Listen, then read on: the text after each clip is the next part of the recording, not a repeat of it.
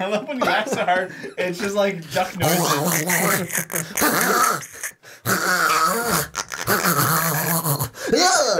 I gotta chill.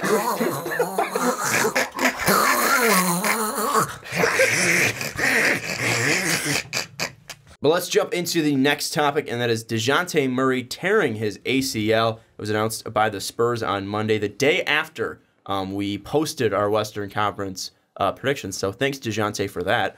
So now everything's going to change. We're going to talk about their playoff expectations in this video. But looking at the Spurs roster, they also suffered an injury to, what's his name? White. Derek White. And Lonnie Walker. So now they're going to be guardless, and really for probably the most, I think, first 2 months, because I think White's injury is 6 to 8 weeks, and I think Walker's is the same. So probably the first month for sure, they're going to be out, 3 guards and Murray for the whole season. So looking at this loss and losing Parker and losing Ginobili in the offseason, you did gain DeMar DeRozan. What are your guys' thoughts on the San Antonio Spurs and their outlook for the season, losing a guy who was the second player or a second team all defense last year?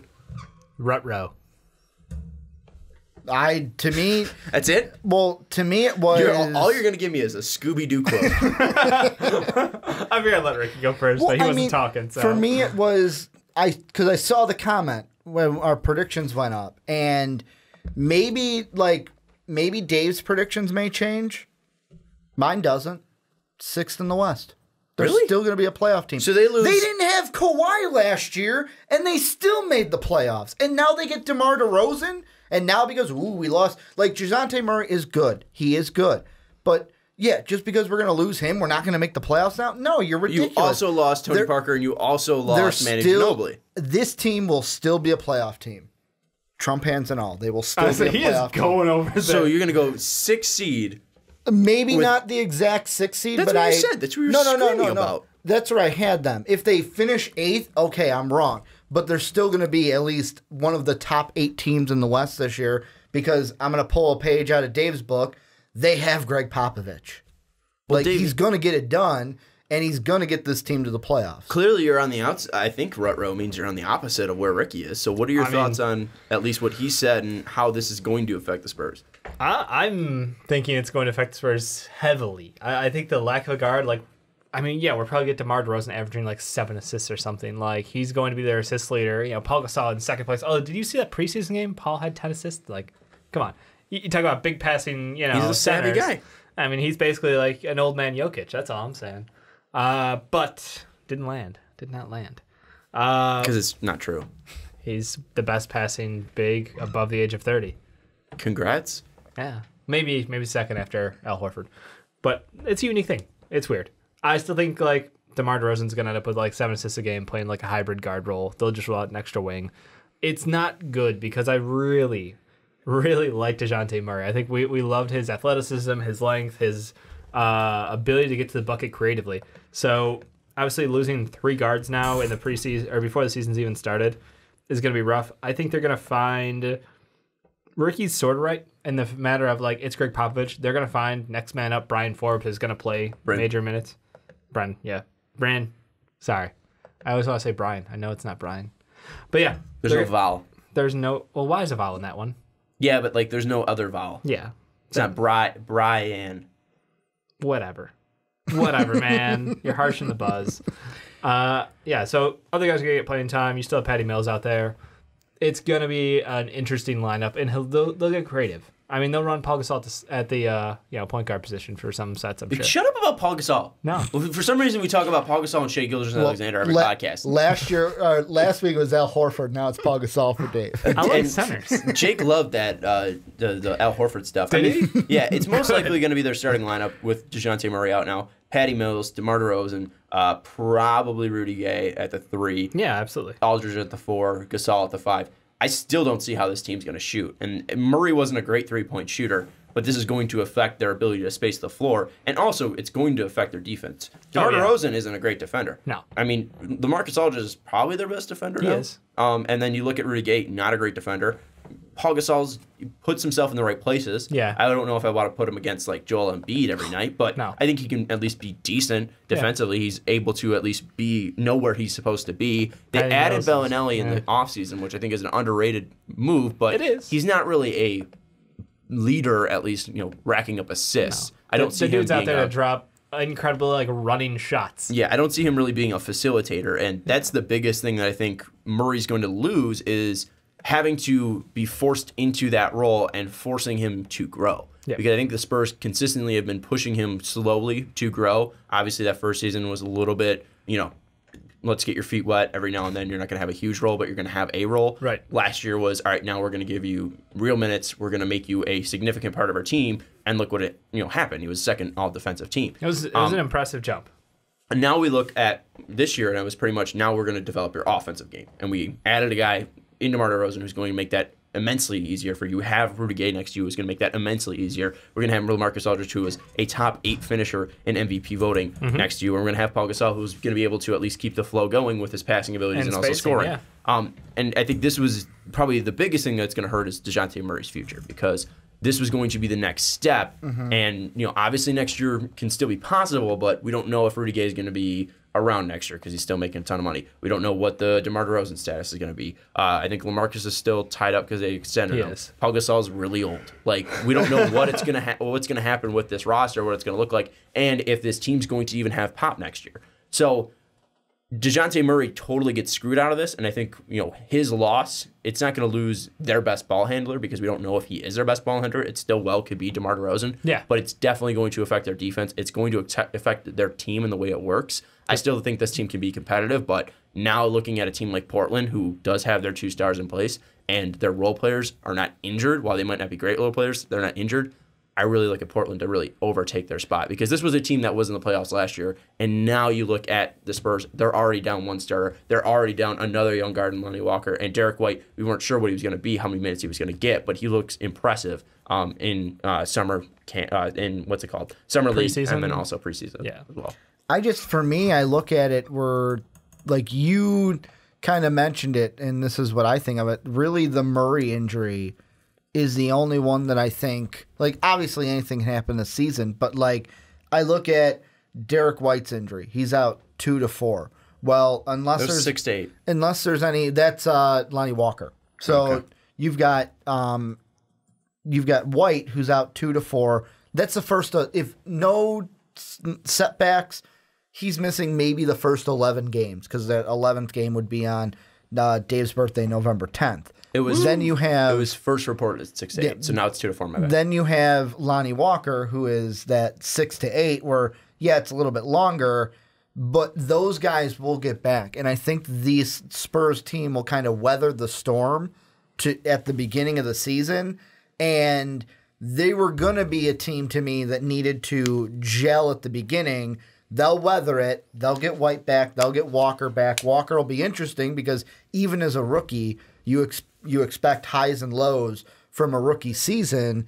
It's really the Murray injury to me, and I go back to the point of they didn't have Kawhi Leonard last year and still made the playoffs. I get the defense part. I get that Murray was going to be your main point guard, but I default to I think Pop's going to figure it out, and I think DeMar DeRozan, this is the test for him too now, where it's like, okay, you're in a different situation. You're probably going to be, you got LaMarcus Aldridge, you got Paul Gasol. You're probably going to be called on to be the guy though now. Well, I don't think he's afraid of that, but I mean, also last year when they did not have Kawhi, they had a lot of veterans to bounce off of. Yeah, right. And you lost 2 of the biggest veterans in Spurs history, in Tony Parker and Manu Ginobili. And now you're losing Dejounte Murray, and now you're going to rely on Lonnie Walker, who's never played a game with the Spurs, and you're now going to rely on Derek White Jr., who played 17 games with the Spurs. And Bryn Forbes, who had, I think, 1 season with the Spurs. So there is no depth, at least veteran-wise, outside of Patty Mills at that guard position, who is familiar with the Spurs system.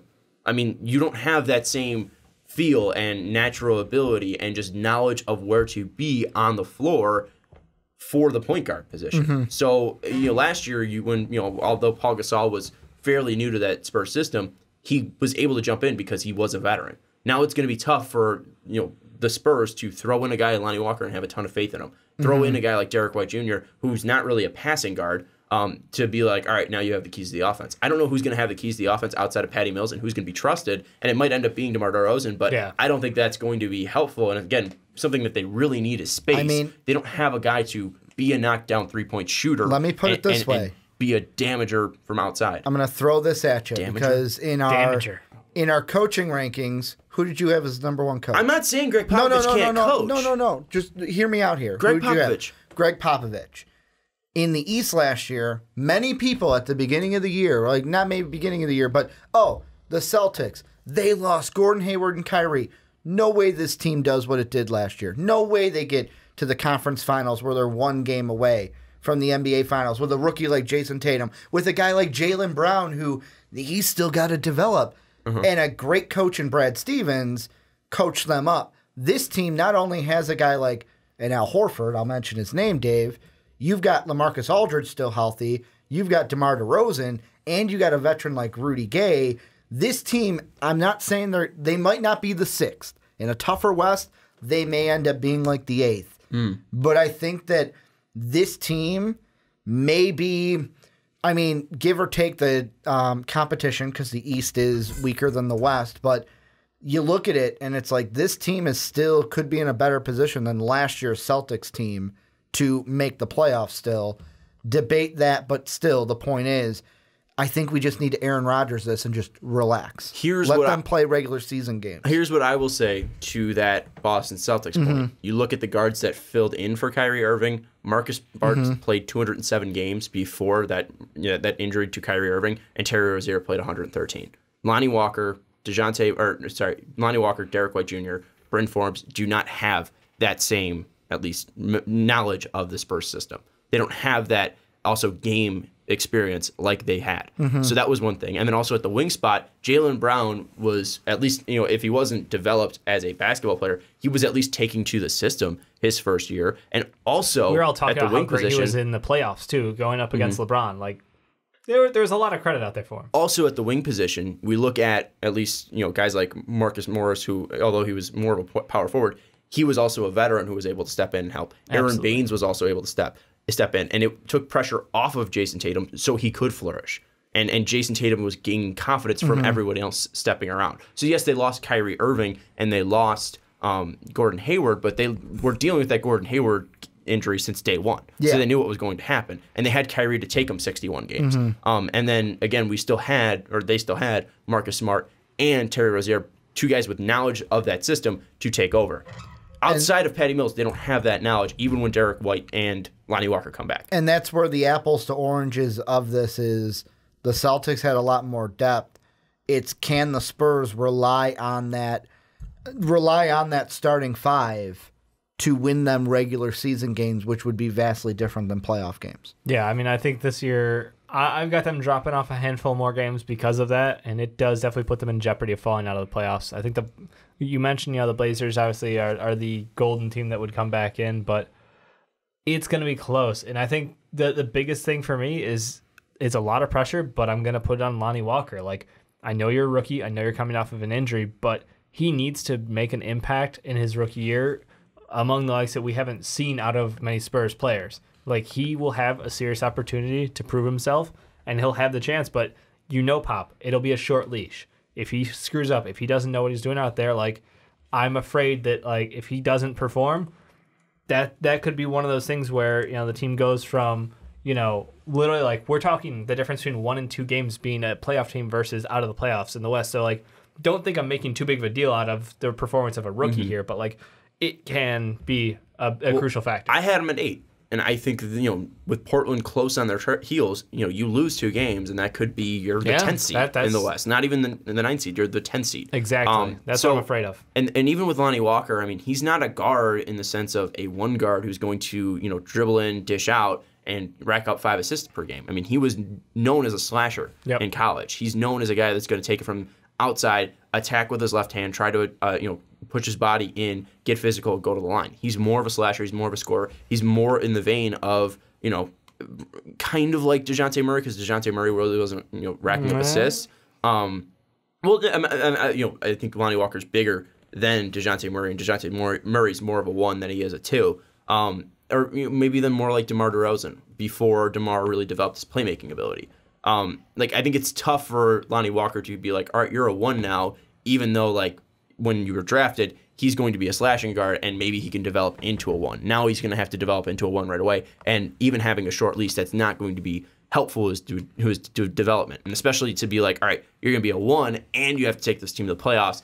I think that's a lot of pressure. And I think the best thing for the Spurs is possibly looking for a trade for a point guard. And maybe a guy that we did bring up in not too long ago, in Terry Rozier, could be an option. His contract's coming up. I don't know exactly what they would want for him, but I think you need a guy who can have that ability to, be in playoff situations before, have something to prove, have the ability to dish the ball out and also score for your team and provide spacing for your team. And I think Terry Rozier is a guy that you could look out for if Kyrie's up fine, if Marcus Smart's fine, if Gordon Hayward's fine. And after a month, and we'll see what Derek White can bring, we'll see what Bryn Forbes can bring, we'll see what Patty Mills can bring. If they start to get desperate, maybe they do look to a guy like Terry Rozier to bring in and help this team make the playoffs, because this team does have the talent. Again, they didn't lose one of their best 2 players in LaMarcus Aldridge and DeMar DeRozan, but they did lose a very significant piece in Dejounte Murray. Even though I have faith in Pop, what Brad Stevens did last year was Coach of the Year level. I mean, he was fantastic last year. Should have been Coach of the Year.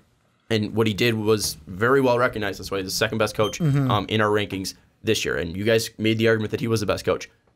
What he did last year was spectacular, and shouldn't be expected for every single coach to do that with their young players. So I think it's going to be very hard for the Spurs to find their way back to the playoffs and get to that peak where they're able to find a 1 that is going to fill in. Because Patty Mills has been there for a long time, but we also have been seeing Patty Mills for his whole career as a bench guy specifically. And maybe Marco Bellinelli, who's been in the system before, is going to be able to do a little bit better as a facilitator. One of the last things I'll say is kind of to go off of the Spurs and G League kind of thing that they have where, hey, I'm going to find someone on our G League team and bring them up. There's just 2 guys that I look to that could maybe get playing time this year. A Jaron Blossom game because of what he showed. I know he's younger. He's one more of those veteran rookies. More of a scorer, though. Yeah. If they need that, then they're going to bring him up. Or if they're looking more, hey, we need someone for the point guard, a guy that's been in the league since 2014, Nick Johnson, just screams like a veteran who, hey, I've been bounced around team, I played in Munich, and I just fit here with the Spurs after being called up and coached by Pop. I don't think it's Jaron. I think it's Jaron, not Jaron. They're just Jaron correct. Blossom I think it's game. Yeah, Jaron. you're right. Out there.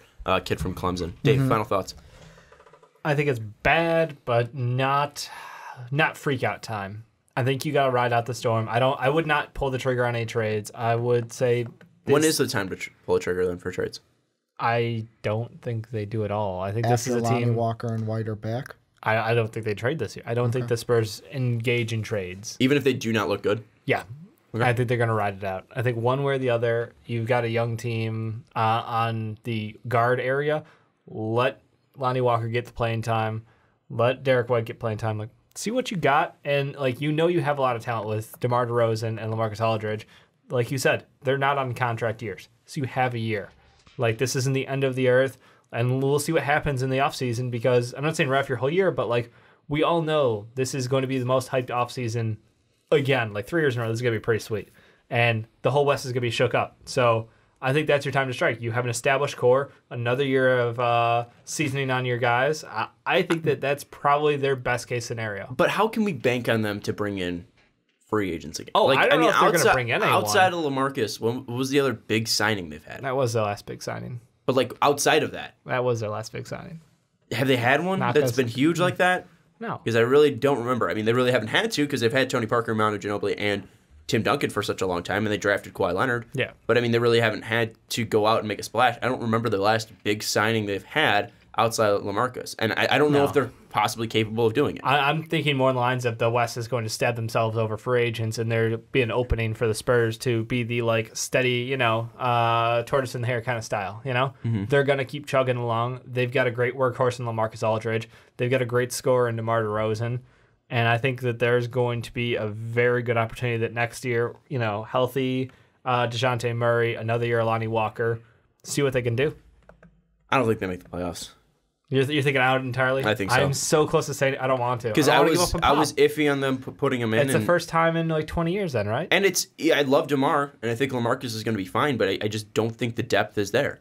And that was a big thing with Toronto last year, that they had a ton of depth. And we look at San Antonio last year, they had a ton of veterans. And now we look at that bench, and outside of, again, Patty Mills, who's most likely going to be a starter, Bellinelli, and then outside of the guys, at least on the bench, I mean, outside of Patty Mills, who can flip, and Bellinelli, Quincy Pondector is your next, big veteran, I guess. Yeah. Like, there's not a ton of veterans on this team. Pray to God that Tony Parker pulls a Derek Fisher and retires and comes back to play for you. Or Manu. You could always... If Manu wants to retire and come back... You could always reach out to Manu. Maybe Tim Duncan wants to become a point guard. He's always practicing with him. Like, I don't know what the hell they're going to do with the point guard position. And at least Pop knows and RC Buford knows that they're not going to get fired because it was an injury and they didn't trade away their only point guard. Anybody else they would... Like, do you see any other guys out there? Because I hear a lot of talk about like guys like Alec Burks being a sell-high kind of guy this year. I don't know if he necessarily fits their mold. But, I don't know if there's any other names floating around that you've heard. Well, we've heard Kemba a ton to them, but I don't think they make it that big of a deal. Yeah. And go out to get them. Because also, I don't think they have the ability to make that salary work with... Contract-wise? Yeah, contract-wise with them. So I think it'd have to be a young player like a Rozier who's still on his rookie contract. Who that guy ends up being, I'm not really sure. Because it's tough to find those guys who have shown enough that already aren't in starting positions. You dig in the well of the Clippers, is my thought. You go to the Clippers, you go, guys... like a Pat Bev? You go Pat Bev, or you go with Milos. I love me some Milos. He's a Milos. Euro. Like, the man throws dimes like it's his fucking job. That's the thing I'm worried about is just the passing ability and spacing. He's great at both of those. Yeah, and Pat Bev has the ability to shoot from the outside, and he'll bring defense. Yeah, that's even better.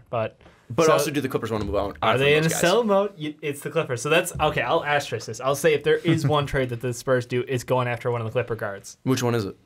I want to say it's Milos because it's going to be a Euro. It's Pop.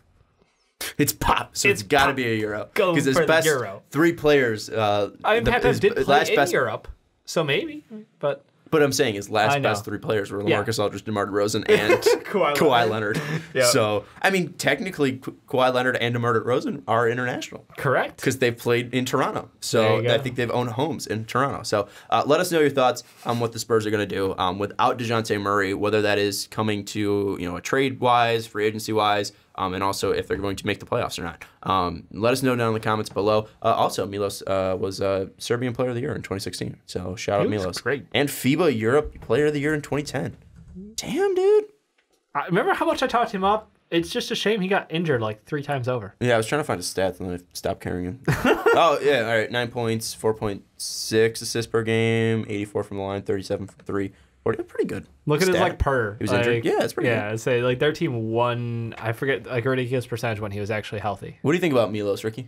Well, I feel like it could fit. I mean, that's one. They need a point guard, and like Dave said, he throws passes like it's his business, or assists like it's his business. Shout out Milos then. We'll see what we'll pull some strings. And the thing I was looking for.